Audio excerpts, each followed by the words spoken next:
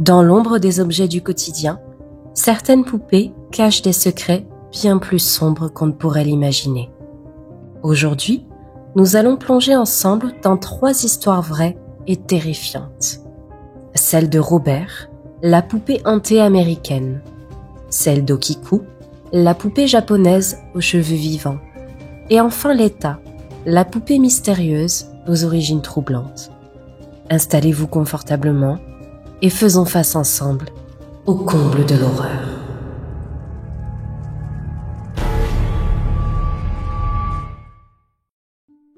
Depuis plus d'un siècle, une poupée hantée suscite fascination et frissons à Key West, en Floride. Robert la poupée, cadeau d'un enfant pour un enfant, est devenu un mythe réel, un objet qui semble posséder une vie propre. Ses mouvements mystérieux, ses apparitions inattendues et les histoires terrifiantes qu'elle inspire sont loin d'être de simples contes pour enfants. Au début des années 1900, la famille Otto vivait paisiblement dans une grande maison victorienne au cœur de Key West. Le petit Robert Eugène Otto, âgé de 7 ans, reçut une poupée comme cadeau d'anniversaire. Cette poupée, faite à la main par un artisan local, avait une apparence unique, de grands yeux en verre, un visage légèrement souriant et un costume d'époque qui donnait à l'objet un charme étrange mais captivant. Robert s'attacha immédiatement à la poupée, la nommant simplement Robert. Très vite, les parents remarquèrent que leur fils passait des heures à parler à cette poupée, comme si elle était vivante. Mais ce n'était que le début d'un long mystère. Des témoins racontent qu'à plusieurs reprises, la poupée semblait changer de place, toute seule. Une chaise vide dans un coin du salon devenait parfois le trône de Robert la poupée, alors que personne ne l'avait déplacée.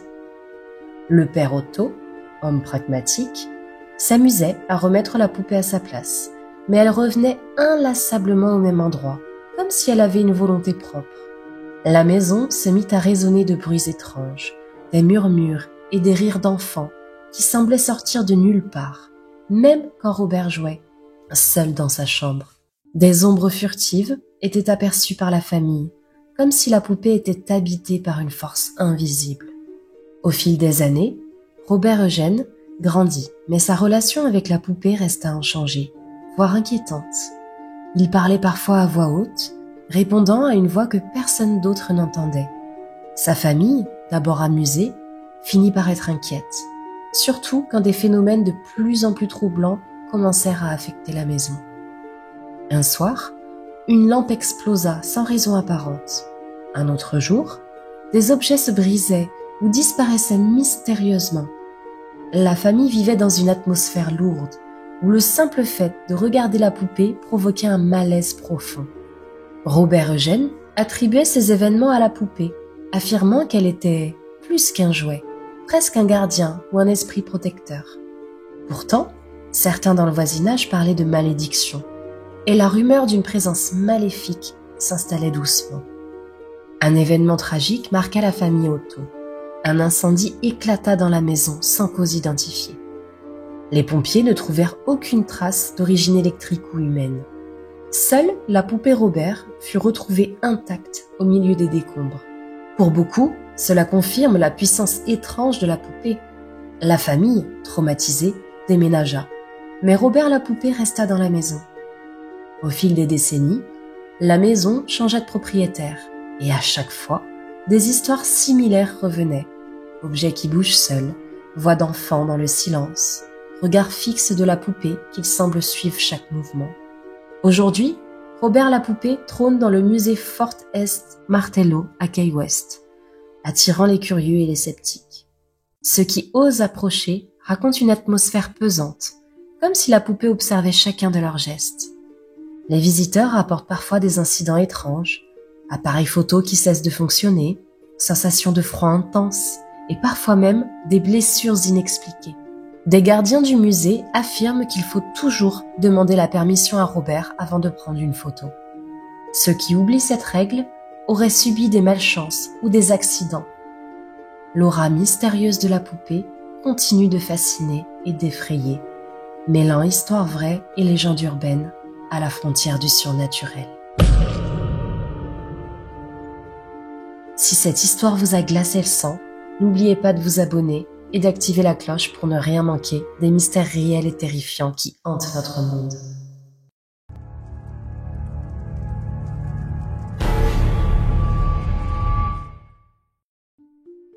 Au Japon, un pays où tradition et superstition s'entrelacent depuis des siècles, une poupée maudite défie le temps et la raison. Cette poupée, connue sous le nom de Okiku, a une histoire aussi triste que terrifiante, mêlant légendes anciennes et événements réels, avec une présence qui hante encore aujourd'hui. L'histoire d'Okiku commence dans les années 1910, dans la préfecture d'Aomori, au nord du Japon.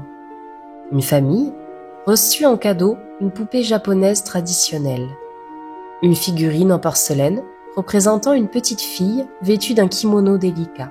Mais rapidement, un phénomène étrange se produisit.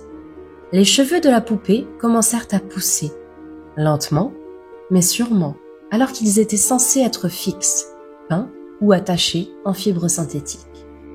La famille, d'abord émerveillée par ce mystère, se mit à s'inquiéter quand les cheveux s'allongèrent d'année en année, obligeant à les couper régulièrement.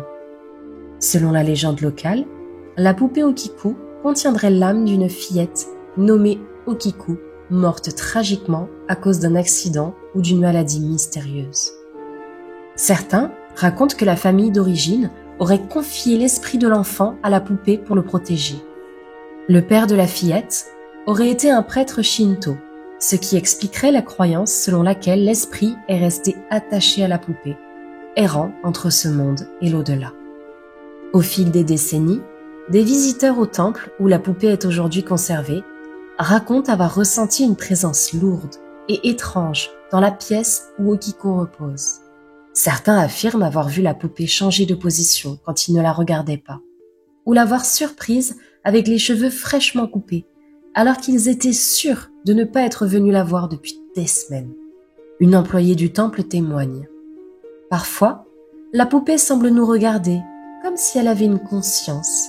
Une fois, j'ai entendu un murmure, un souffle léger, alors que j'étais seule dans la pièce.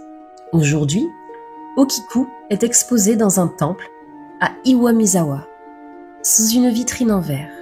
Les visiteurs viennent de tout le Japon et même du monde entier pour voir cette poupée aux cheveux vivants, fascinante et terrifiante.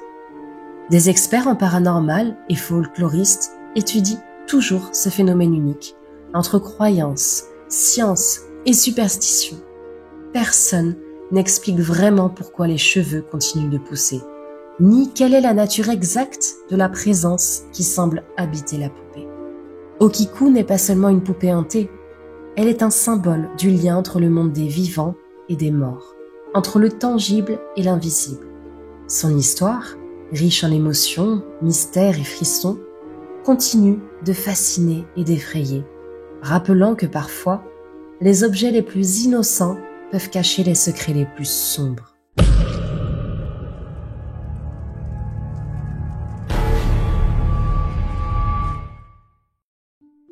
Dans un petit village du sud de l'Italie, une poupée, vieille de plus d'un siècle, porte en elle un secret inquiétant.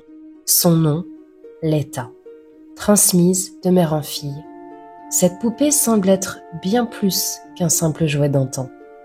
Entre disparitions inexpliquées, phénomènes étranges et lourds silences familiaux, Letta a laissé derrière elle une traînée d'histoires effrayantes et de mystères jamais totalement élucidés.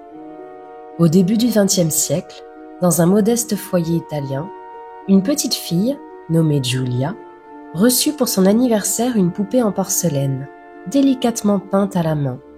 La poupée, sobrement appelée Letta, était un cadeau précieux de la grand-mère paternelle, réputée pour ses dons de guérisseuse et ses croyances dans le monde invisible. Rapidement, les parents de Giulia commencèrent à remarquer que Letta semblait bouger de place sans que personne ne la touche. Au début, ils attribuèrent cela à l'imagination fertile de leur fille, mais bientôt, d'autres phénomènes vinrent semer le doute.